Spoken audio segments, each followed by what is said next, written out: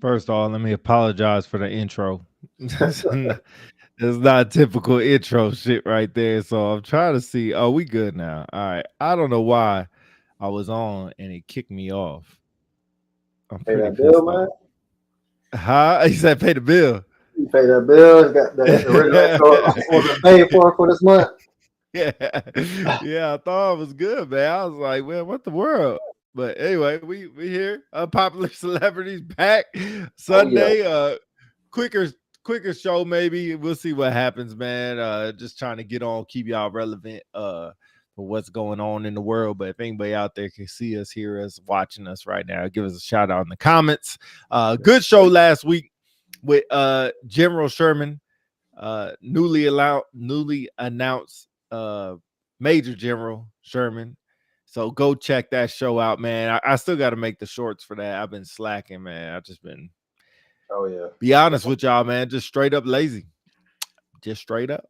Can't even say anything else. That what's up with you? Man. I think it could be a little bit of lazy, and it was a busy week because I know me and you both were saying how busy we were this week with all this Yeah. stuff. So yeah, don't put too hard to yourself. But he did drop some nuggets. So those YouTube shorts, if y'all follow us on YouTube, unpopular celebrities, subscribe. You see all the shorts that get cut up for all like the one line two bombers that our guest dropped, and we cut it up. So go ahead and follow that YouTube page if y'all are on YouTube. So, but yeah, man, busy week for me.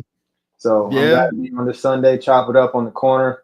I know some people's time is 1 hour back, 2 hours back, but we stay the same. So that's what's up. Yeah. Arizona, we don't change time. We don't participate in that daylight savings time stuff, man. Yeah, We stay consistent. We like a river. We flow in the same direction at the same right. speed. Y'all oceans over there, man. Right. But yo, man, what I was about to ask you about, man. I had something on the tip of my tongue and I just lost it. Fudge. Air Force losing to Army. Bro, I don't, bro, that like, I hate to say it, armed forces, college sports is not impressive to me at all. It does not move neither.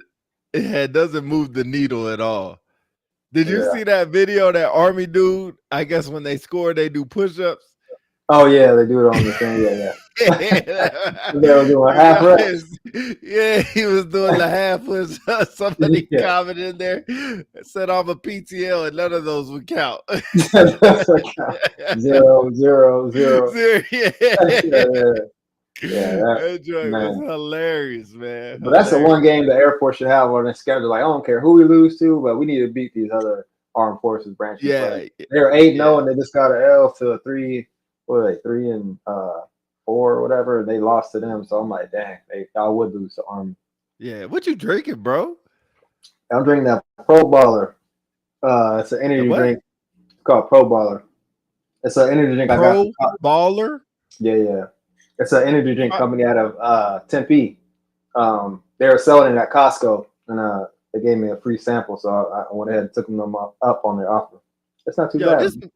This man Dale finds all the random drinks, man. This man is an energy drink connoisseur, bro. Something like that. But yeah, this one's good. I got agave, no sucralose for my health rats in there. 110 milligrams of caffeine. Let's go, man. I'm ready to start the show. This man said, "What? No guave? no, it has agave. What the heck is that? Oh, Man, whoa, whoa! I'll it's like look that up. Look that up. that's Huh? natural sweetener. Like you never heard of like agave on like a fruit bowl or whatever? Kind of it's like the same consistency of like honey or something like that. But Oh, okay. yeah, man, that's good. It's good for you. Oh, that's straight. That's straight. Man, you know what I was thinking about this weekend, man, and you could talk me off the ledge. Think about supervisors, right? Yeah. And I had some really good supervisors. Well, a couple. Man, I had some really, really, really shitty supervisors before. Really Right. shitty. Yeah. This dude, and I was trying to think like what makes a supervisor shitty? Like, what is it? Is it me at that time in my life and what I'm going through and need him for it or her for it and they're not around? Is it just they're just not good leaders, or is it just the compatibility? Like, what do you think it is that makes a bad supervisor? Because we always talk about the good ones, Yeah. which are easy. Yeah. Yeah. The bad ones are the ones that just don't care about their people. Like they they rather put themselves forward than their troops. So, take for instance, like this weekend. No, I'm not saying this was something that labeled you a bad supervisor, but a troop needed help moving some stuff. Like, hey, I don't got nothing going on. So like, hey, like me investing in their life personally, on the job, not the job, hey, I'll help you. Any other supervisor, not saying that, people have a lot of things, but I think leading through actions shows you if you're a good supervisor or a bad supervisor. So little things like, not putting me up for, awards, not putting me up for TDYs, something like that. If you're not investing in your troops to get better, mentally, professionally, physically, whatever, if you want to send them to whatever TDY to, get them physically fit or whatever, if you're not investing in them in some type of way and you're just looking at them as a name on a piece of paper to do their ACA and write their EPR, then I think that makes you a bad supervisor. Yeah, just not caring. I guess that sums it up. Yeah, I guess. But so is it not caring? So you gave a big example about moving, right? And although it's not a supervisory role or anything Right. like that, it's just something that you could do as a nice gesture. Yeah. So I guess, does that make you bad if you don't do that? No, that's what I was saying. There's, things happen, but like I'm thinking more so like the investment piece. Like the more you invest, the more that your troop will show that you care about them. Like little stuff like that. But for bad supervisors, I just think not investing in them, not caring. If they come to you for a problem, you over here typing an email up, and you're not even turning and looking at them to see what they're talking about. They ask you about taking leave at the end of the week, and it's still sitting in your inbox. You ain't approved it yet, and so they can't even technically go on leave because they can't get approved in time. Little stuff like that can show the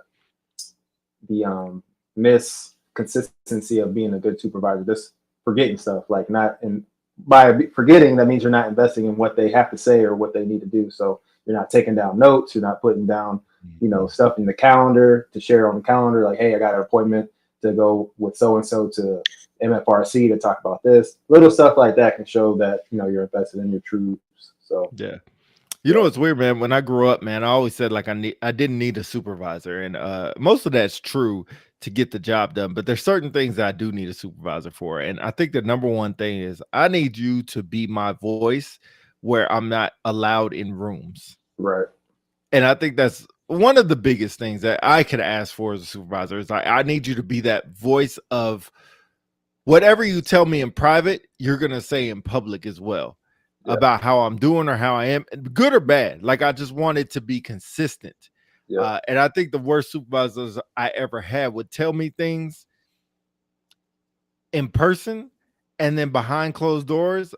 Now, the bad part is I come to find out through a third party that what they're telling me behind closed doors is not the same thing they're telling me in person. So I got to take that person. It's like, do I take them at face value, that person word? But then I look at it like, why would they lie? Like, why would they just make this up? So I think that's the worst thing, man. I had the supervisor, man, Keith Jackson. Never forget this dude. He was with me in Osan, and I got into not some trouble, but me and the master, we were going at it. We were going at it. You know how my personality is, man. Like you either love you either love me or you hate me type of thing. And when you hate me for real. And so unfortunately, I'm like a Scorpio, so if it's fuck me, you know it's fuck you type of mentality. Right. And I will show you that. So, you know, I told my supervisor, I let him know, like, yo, this dude, his name was Johnny Bork. I'll never forget about him. That's on Bork. I hope he's still in and hears this bullshit. But this dude, man. What rank were you at the time? Staff? Yeah, I was staff. Yeah. Okay. So this dude, Johnny Bork, man, and he was a master, and then Jackson was a tech, and then I was a staff. So he signed my EPR. So this is when I learned, bro, I didn't know this. And this is the old EPR system with the ratings and stuff. It don't matter what your rater rates you. Your additional rater is what counts for your LC, LP, whatever. That's all that counts. Yeah. Bro, I did not, and that's when I found that out. Same. Yeah, so you know what? My rater marked me all the way to the right. The additional supervisor, dude, Johnny Bork, non-concurred on it and marked me down. Never seen that before in my life. Never seen that before. So I was happy for my supervisor, spoke up and just like, yo, if you're gonna non-concur, and call it good. Bro, you know, a couple weeks later, I got my EPR back and he marked me down on that thing. My supervisor marked me down, and then Bork marked me down on the same thing. When I say marked me down, he gave me a 4. But bro, like that's what I need a supervisor for, and that's what makes you a trash ass supervisor to me. Like you have to fight for your people. Yeah. And I think the fight, although you can't fight every battle, my thing is there's certain battles worth fighting. And that might mean that you take some gashes on your own face, or you won't take some gashes on your own personal needs and put your troops above them. And I think ever since that day, I think even before that, I've been that person to kind of fight for my people or fight for the underdog. And sometimes it goes, you know, the wrong way. But what's your thought process on that? Like fighting for your people? Yeah, I think you have to have those discussions with your people to like, hey, if I'm gonna fight for you, I need you to put in the work so you know I'm not falling on the sword and I'm getting freaking shafted too as well. So when it comes, we actually had an instance like that where I told the member, you know, years ago that, hey, I'm gonna do my best in here, you know. Previously, you know, I'm going to speak on, you know, what I did for you, when, you know, as a year under me, but I'm pretty sure they're going to bring up some previous stuff, you know, before mine. But if I can talk to it and you can, you know, feed me the information I need to talk about situations on why you were this, why you were that, then I think you can go in those rooms with the ammo you need if you have that conversation with your troop to provide that information. But there's some times where you as an additional rater or whatever have to be able to speak the truth to that troop too. If you know, you just, that's when the whole buddy supervisor thing gets separated. Like you need to be able to be a supervisor, like, hey, you're not hot shit like you think you are. Like, hey, you know, we'll get you there, but like, hey, I'm not going to argue, you know, a person that's average against someone. Like, then there, you know, you have to have some realism to it. I'm not going to fight for my troop just because he's my troop if I know someone else has been busting their ass. So you kind of like have to balance the two. But yeah, if it's to the point where I know that my troop is going above and beyond, showing that superior consistent performance on their job performance and all that stuff, yeah, I'm gonna go fight for them to the point where, hey, you know, those E7, you know, senior NCO conversations need to be had, because you know we've seen it where, you know, stuff like that just gets swept under the rug, and that's when bad leadership starts coming out, and that's when they, you know, people just start getting marked wherever, just because they're the cool guy or whatever. So yeah, I think it just depends on the situation. But please have that conversation with your troop before you go into these meetings, these FDPs, FDBs, whatever they call them now, and let them know, like, hey, this is what you're up against. You know, this is what we're going to talk, and then just, you know, provide them feedback, like, hey, you don't have to say names, but you know, you can just be like, hey, you know, people are saying you need to do better than this or whatever. I think that you owe it to them. Yeah, you know what's crazy is like how I want to be led. I don't think a lot of people are up to lead like that. I'm starting to learn, and it's just like, I'd rather you just be honest, man. Like, tell me you don't like me. Tell me I'm, in your eyes, I'm not good. Tell me in your eyes I'm the greatest thing. Like, just be honest.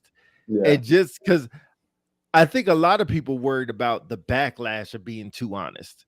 right? So Yeah. if I tell a true piece a piece of shit, or he's just not good in my eyes, all of a sudden they take it like I'm going to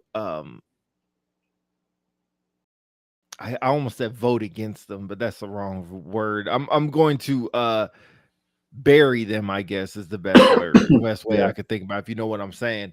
And it's not that, it's just like, bro, you ain't you really ain't that good right now. Like, I mean, you a good dude, good person, good lady, whatever.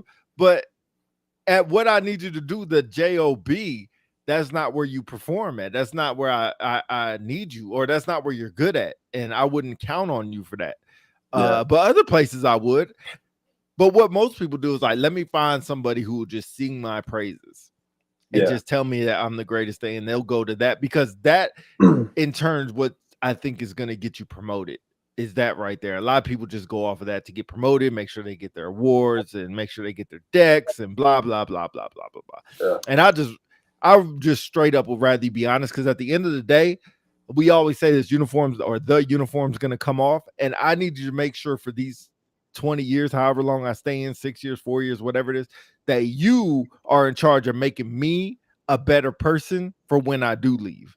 Right. Not just while I'm here. And I think a lot of people get caught up in the here and now, more or less in the future. Yeah. Another thing, what comes down to those conversations for when it comes down to EFTP and stuff like that, is they have a conversation the day prior rather than the 365 or how long days you had them supervised. Like you're not giving them feedback every day, but it should be 360 feedback leading up to. So then when you do tell your individual, hey, you're on the cusp, you didn't get the much promote, you didn't get the promote now or whatever, they know like, hey, I've been getting this feedback this whole time. It shouldn't be a surprise. Versus if you were telling them what to do day in and day out, you get to the actual meeting, the board, and then they don't miss it, then that's a conversation you can be like, hey man, this is why you didn't get it, or this is why she didn't get it. This is what we can do to improve. This is what they were looking at for these other people that did get it, and then just move on. You can harp on one. What do you say? Move on the next day after you figure it out, and then just keep it pressing. So you got one day to grieve, and then just keep it pushing. But yeah, but yeah, that's I think I think I think it was Council or Roman. One of them told me that, and it always stuck with me as far as like, you miss something, like you have one day, like you have 24 hours. You can bitch, you can play, you can moan, you can groan, you can cry, you can sleep, whatever you want to do. And the next day is just business as usual, man. I always took that to heart, man. Like you get one day. Whatever you want to do for that day, whether that's 24 hours or whether that's the end of the day, whenever you find out, bad news, you get one day to kind of get over it, and then you move on. And it shouldn't go on for a life cycle, or a whole nother cycle. Like that's what it looks pretty bad.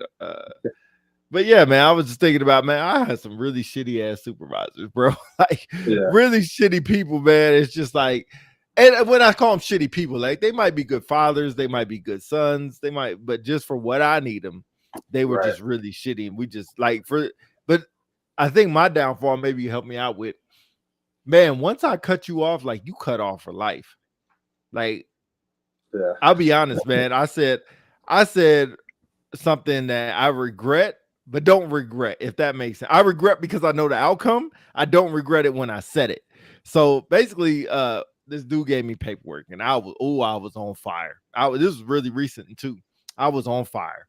Mm-hmm. And the colonel brought me in. We were talking, and I was like, yo, I don't give a fuck, this motherfucker die tomorrow.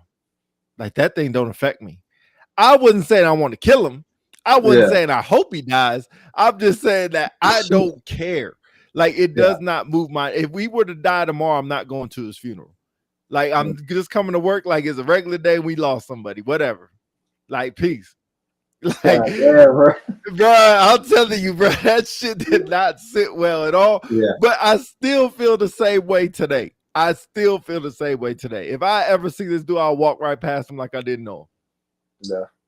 And although he probably do the same thing to me, bro, I'm telling you, I have some bad thing in me that when I'm done with you, I'm done with you. But you have to do something really wrong to me, and then it's a wrap. Almost like that fool me once type mentality. Right. Yeah. There's some instances where that should occur, just depending on the situation, but some of those people are there to better you. This like in turn, like it might suck in the long run, but he probably made you a better person, better supervisor on the long run, how to not do stuff. So those are one of those things like where you just do your head nod, appreciate you, whatever. You were you weren't the best, you weren't you're probably the worst supervisor I had, but salute on to the next, water under the bridge type deal. Like I don't hold too much animosity over people, unless they like kill like one of my family members, something like that. But with the military, like if someone does me wrong, like is what it is. Yeah, I'm not going to invite them to Starbucks or nothing like that. But it's one of those things where you just gotta respect the rank or whatever, depending on what they are, then just press on. Like you don't have to live with this person, but yeah, I could feel you. Like certain people do certain things differently, so. My thing is, man, like no harm, nothing like that. I think you good. Bro, I show it like in person. Like, bro, we see that person and they're not on this base, but we saw that we were just chilling in the BX. We saw that person, bro. You would know it because I'm showing it all on my face. I'm not saying a word to him. Like, I ain't gonna be disrespectful, but I'm damn sure you're gonna make it seem like I am too busy for you right now. That's basically how I'm gonna come off. Like, I'm not gonna laugh at your jokes. I'm not gonna shake your hand. I'm not gonna use it. So he wasn't in the right to give you this paperwork, like completely. Oh, what's bad? Like, was there any accountability on your piece that you're gonna accept to the point where you got to be like, oh damn, okay, I get where you came from, or it was zero. I'm a firm believer. Anytime you get paperwork and get in trouble, there's 3 sides, whatever they say, 3 sides to the story, right? My side, his side, and the truth. Somewhere in there.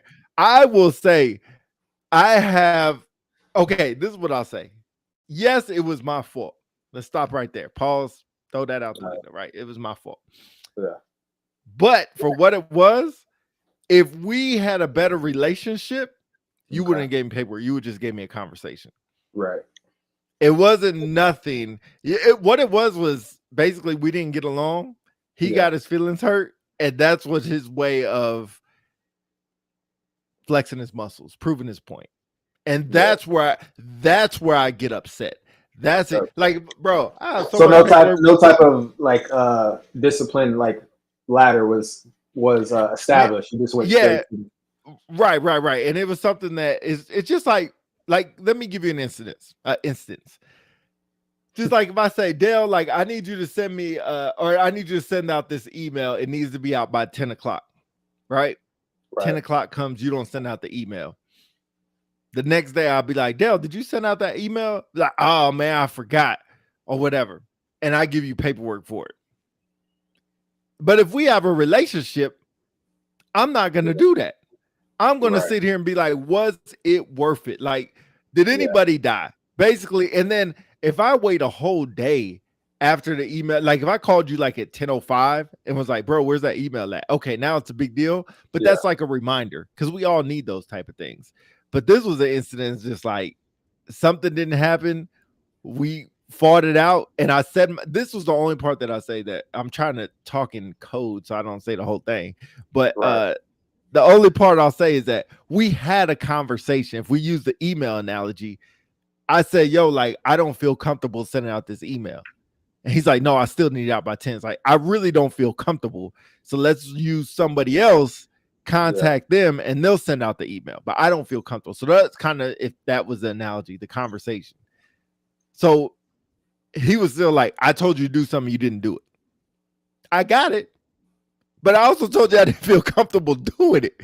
Yeah, like, so it's a little, I got you. It wasn't like you was oblivious to it. You gave him a reason why you didn't do it. So so it's just like Dale, like if you told one of your people, like, I need you to do a task that you normally do on a daily basis, and they'd be like, yo, I really don't feel comfortable doing it. Like maybe you ask them to go in the room and check out the room, like, yo, I have a relationship with this guy. I don't want to go in there and check out the room. And you'd be like, all right, I need you to check out the room anyways. Like, yeah, I really don't feel comfortable. Can you find somebody else? Or how about I have whoever do it, X do it. And you'd be like, just get it done.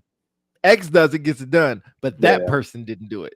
Right. Are you going to give that person paperwork, or is that a conversation you're going to have like, yo, we're going to have to talk about when I ask you to do something, you need to get done. I appreciate you finding another avenue to get it done, but I still need you to get done. And this is a shitty supervisor that I'm talking about that just, I don't know if you ever, here's my other question. Have you ever faced somebody, a troop that intimidates you? No, I haven't. I don't think I have either. I think the closest that I came, you know what's funny? I'm gonna say Wimbush. Wimbush was very intimidating, not because he's a big dude, not because he's a scary dude. Not I'm saying like gonna whoop my ass, intimidating.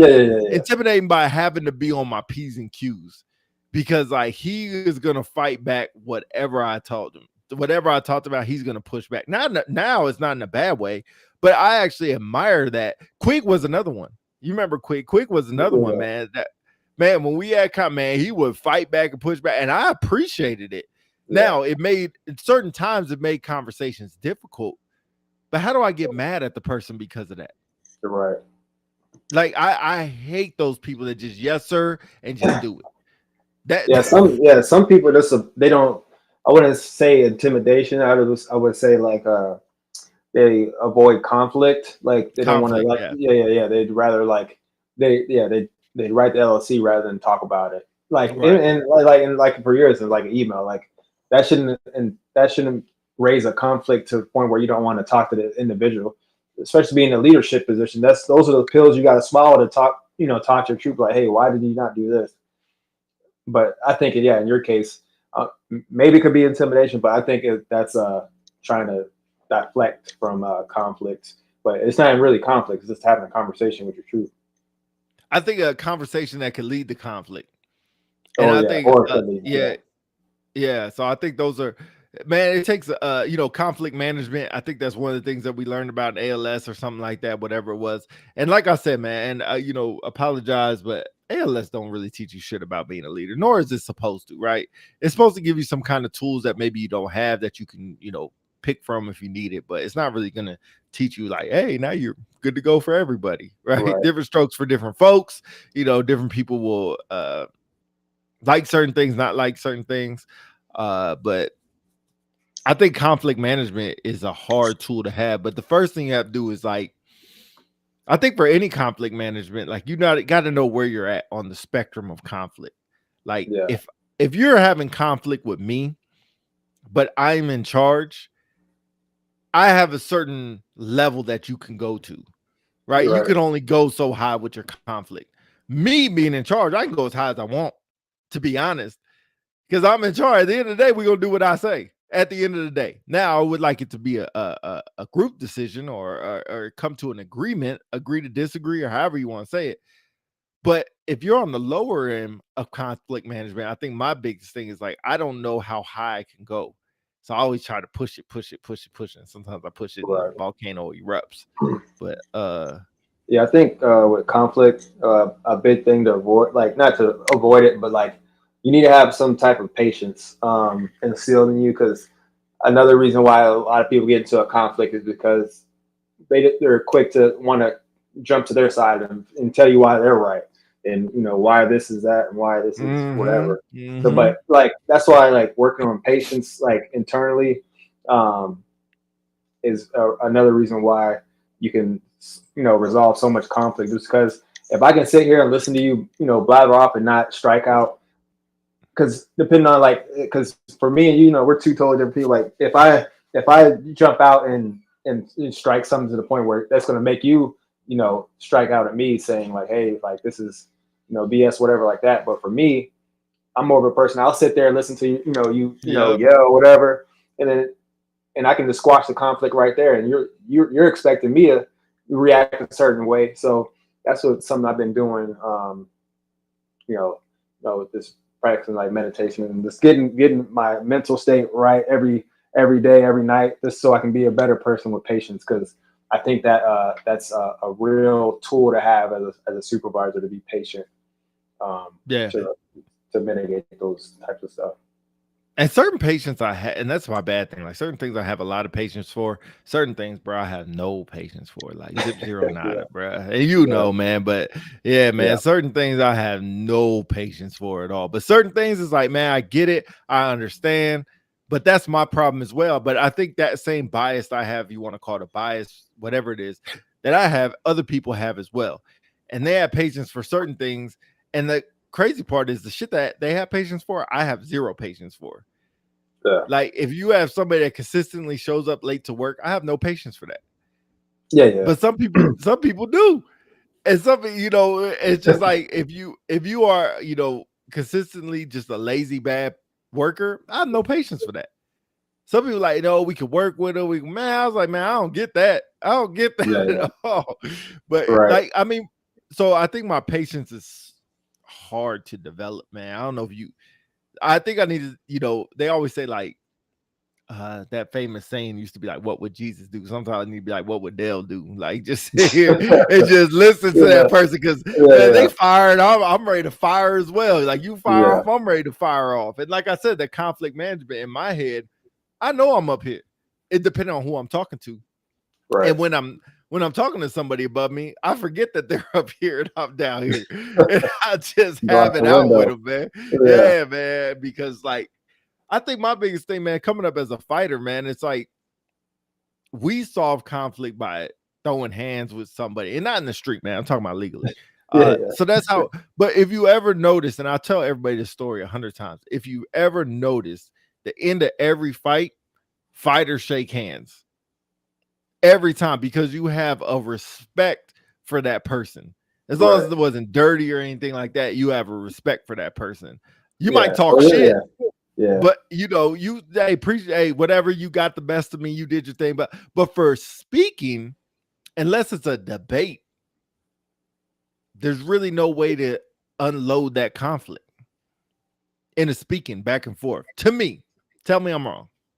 Yeah. I think it just comes down to the two people. Like there's some, have you seen the segment Change My Mind with Steven Crowder? So he pretty much he's Wait, who's Steven Crowder? He used the to Office be dude? Did I say Joe Crowder or whatever his name is? He's the dude that with the meme that says like he's sitting on the table with the coffee and says something changed my mind. You know what I'm talking about. I'll show you in a second. But anyways, wait, give me something to Google to look up. Let's put change my mind meme.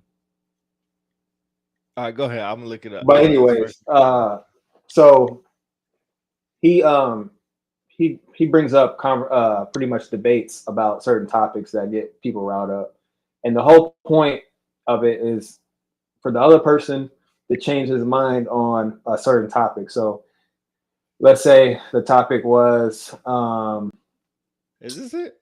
Yeah. So that's the dude, Crowder. Okay.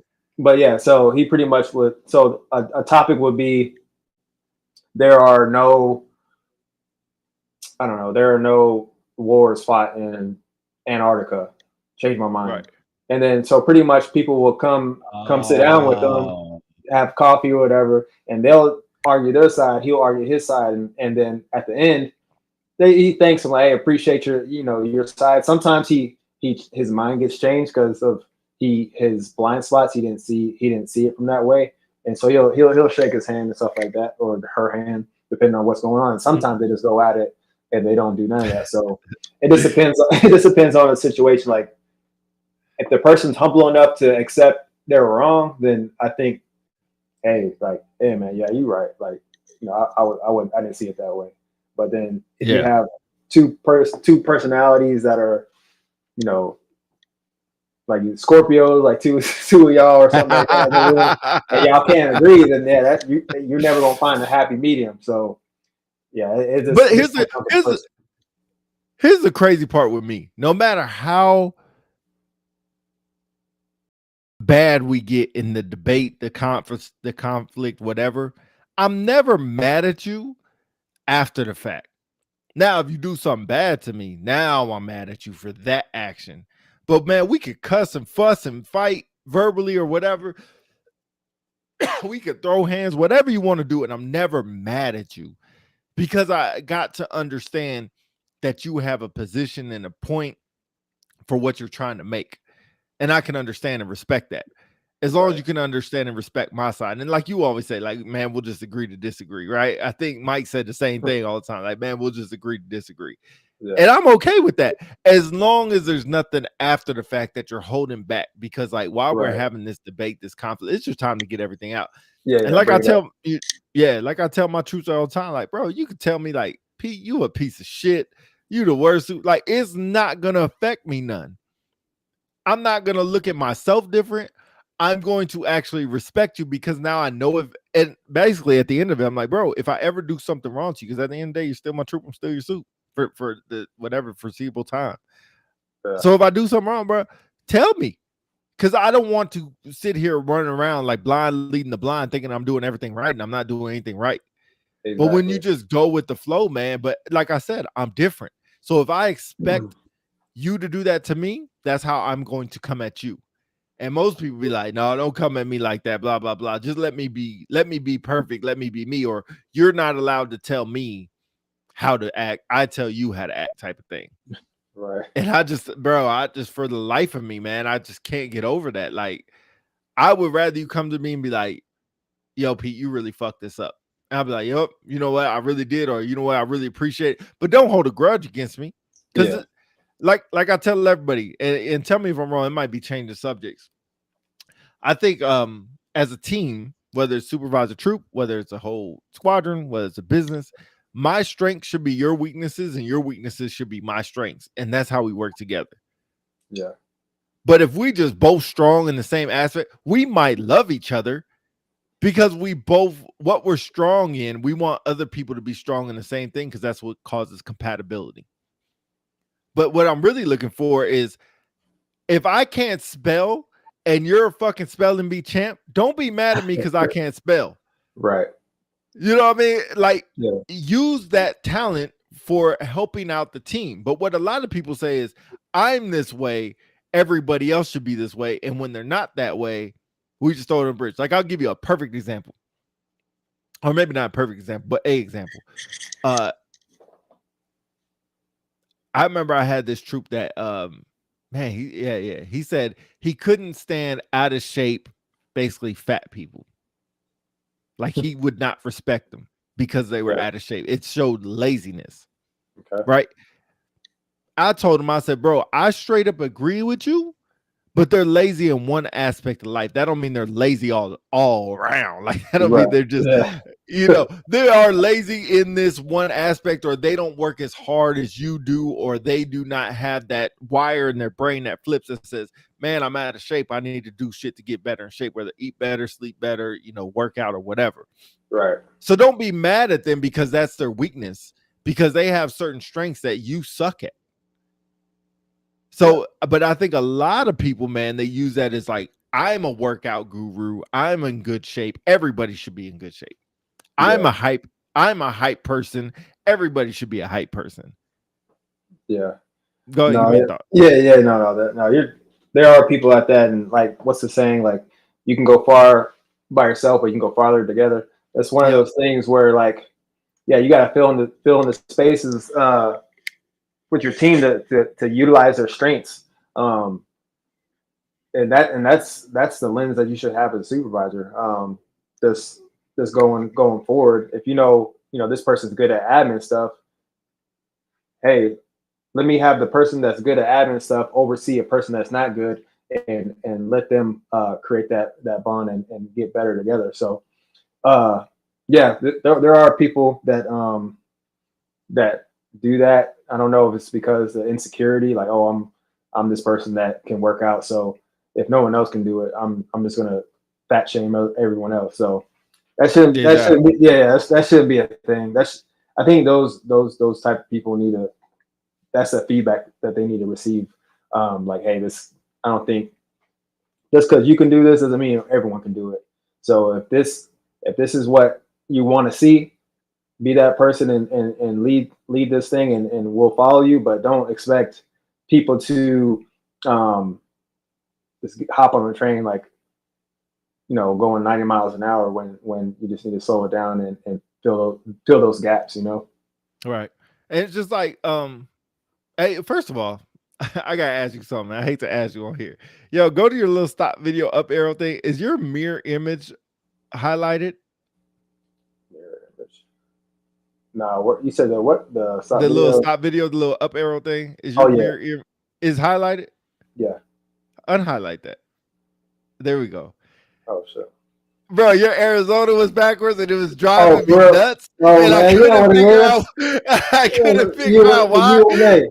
I'm looking at it like, yo, why does this look backwards to me? I was like, yo, it's fucking me up right now. No, yeah. We good now. But, I'll tell you, for the last 30 minutes, I've been looking at like, yo, is this thing backwards to me? Yeah, repping that U of A shirt. But no, you brought up a good point about that though. Yeah, so I think it's, but like you said, like, hey, as a supervisor, right? Say you have 2 people or 4 people, whatever, 4 would be easier, and you have 2 supervisors and 2 troops, and you're in charge of basically all of them. But you have 2 supervisors, 2 troops, right? You have 2 staffs and 2 airmen. And one is really good at conflict management. One is very docile. You got one troop that's really, how do you say, always looking for conflict, and one that's really docile. So you would think if you put those together, they should have a good relationship, right? Docile with docile, conflict with conflict. But then you say, you know what? Let me switch things up. Put the docile with conflict, conflict with docile, and then we'll see, because it's gonna help you as a supervisor. I totally agree, but this is that long-term thing. I think the short term, man, for that troop, I feel really, especially for the conflict one going docile, like that's gonna be hard. And even if you have that conversation with supervisor, like, man, I'm doing this to help you out because it's going to make you better. Man, we all can understand that, but being put in the fire, that's a whole different thing. Once your foot is actually in the fire and you're dealing with this and you're not that type of person, how are you going to react then? That's the difficult part. And then it's like, hey, it's almost like another part that I need to have is like, I don't want you to punish that member for being how they are. I want you to help change them, but definitely don't punish them, and understand that you say something on Monday, they're not going to change on Tuesday. Like, I think that's the difficult part for people to understand that. Yeah, that and that should be the joy of being a supervisor or leader, whatever, depending on whatever title you have, to oversee a bunch of people, to see them grow and put them in situations to help them to be better. Like you said, we all going to leave the Air Force. At least I know when I leave out of here, I can, think of some supervisors that set me up for success on the outside of just the little nuggets and the little the talks that we had. Because like we all PCS every 4 or 5 years, whatever. You're not going to be with that supervisor forever, but that should be the joy of coming to work and solving problems with the wisdom and stuff that you should have, and getting to know your team and building them up. Because that's what I said for my 3. Like, hey, like during the feedback, like, hey, what are you not good at? And during this little amount of time that we have together, you're not going to be a SME, but you're gonna know how to write a deck. You're gonna know how to route stuff. ESSS. That was my thing. I freaking sucked at ESSS. Is like the attachments and stuff.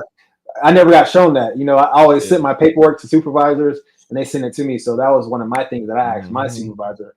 Like, hey, can you help me with doing these damn ESSS? Because I never got told. Now I'm a master sergeant. Now I need to know how to do this stuff. So I told them, like, hey, write down some things that you want me to teach you how to do before we separate.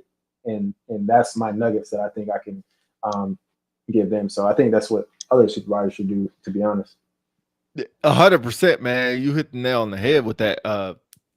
What's crazy is like, if you ask any of my troops when we were on flight, I think it's right when you left flight, went back to QC. But I was really hard on them about signature blocks. Okay, yeah. Because I was, if you ask like, Woolno, Bullock or whatever his damn name is, like Stevens, any of those dudes, like Hill, any of them, like they all were like, man, all this dude Pete cared about was signature blocks. Because man, I'll tell you, I was on them hard. Like y'all signature block is gonna be right. And so I had them all send me emails and stuff with just signature block, look it up in tongue and quill. And it's just like it was something that wasn't hard, but it's one of those things like going through it. I bet you they hated me, but now it's like we make fun about it. Like we joke about it. Like me and Willow see each other, we'll fucking joke about it. Like, yeah, this dude Pete in his damn signature block. Yeah, man. Doesn't even matter, man, because one day they send an email to a commander or something like that, and they got freaking their name backwards and their rank in the front of their name and all kind of stuff.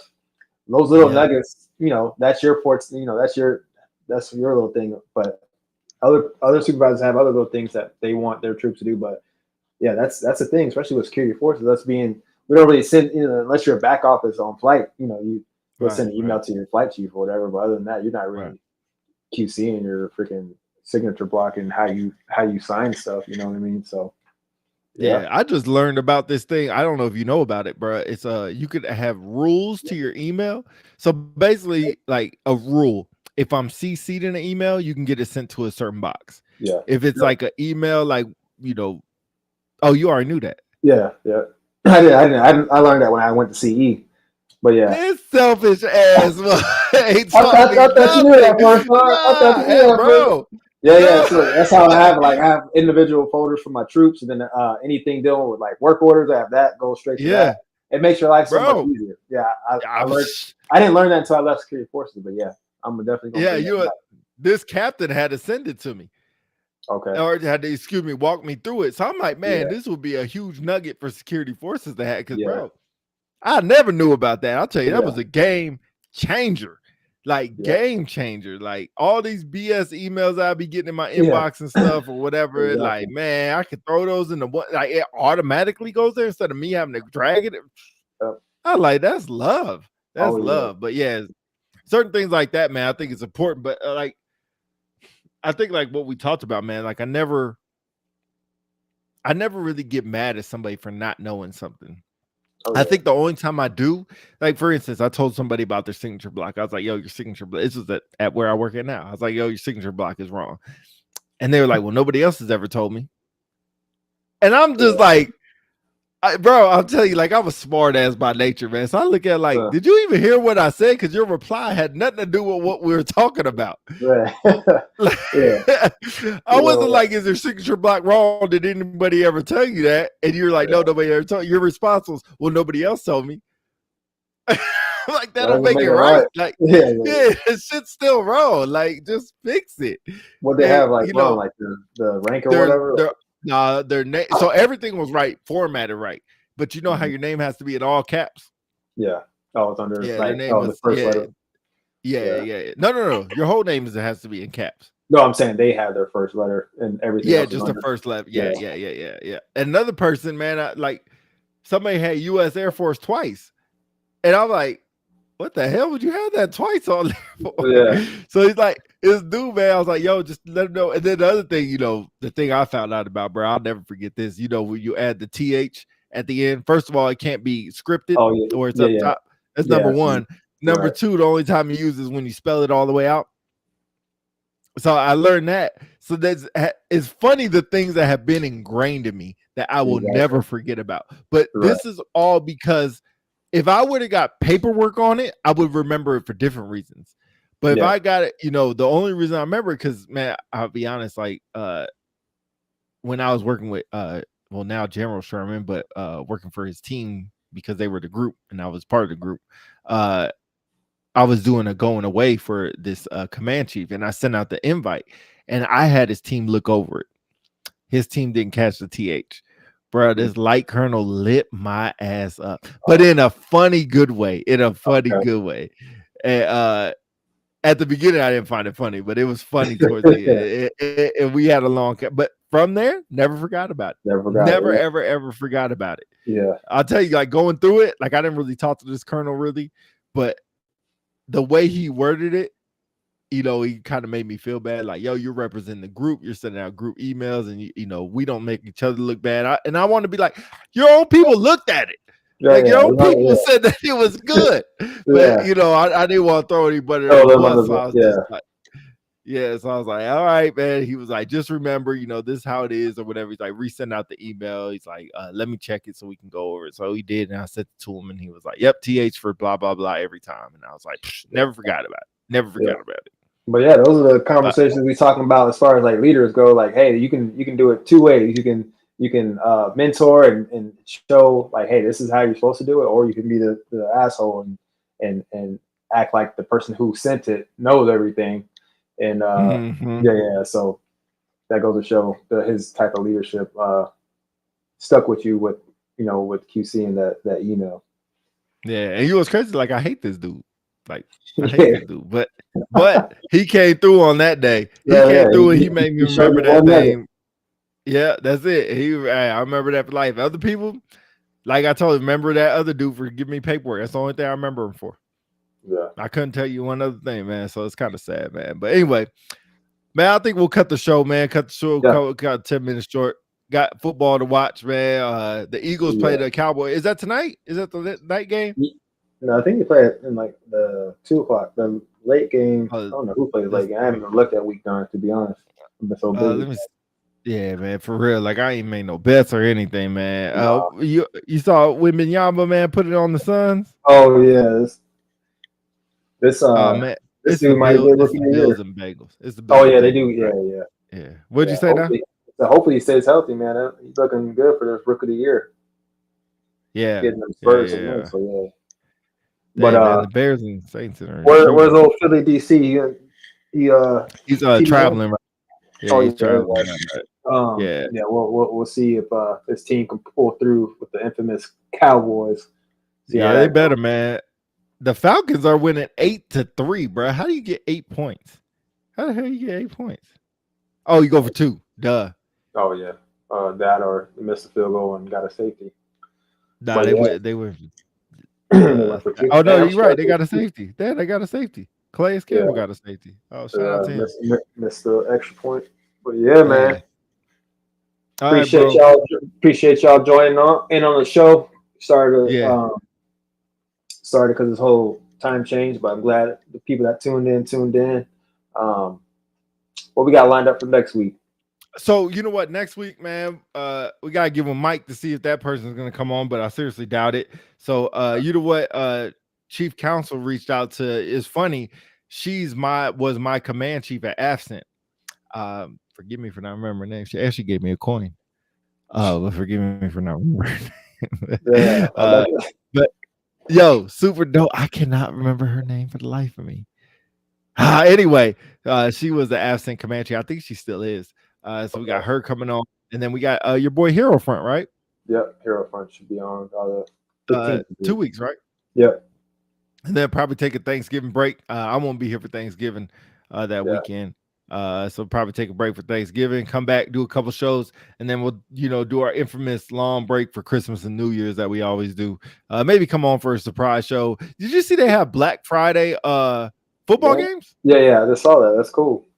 Yeah, oh man, what the duck is that? Anyway. Yeah, so maybe we'll come on and do a couple impromptu shows, but I gotta send out some stuff. I got homework to do. Well, school's starting in December, my last class, so I gotta knock that thing out. Look at you, Dunzo all over again. Dunzo all over. Yeah, man, Dunzo all over again. Then do certificates and shit. Oh yeah, for real. I still think school is gonna be null and void in the next 5 years. School is gonna be null and void, man. So if you need to get it now, because my thing is school is gonna be. Elon Musk even said like school is gonna be gone. That's so yeah. We should say that topic for the next show if we don't have a guest on. But yeah. Oh, for sure. All right, man. We out of here, man. We'll see y'all later. Unpopular Celebrities. Peace.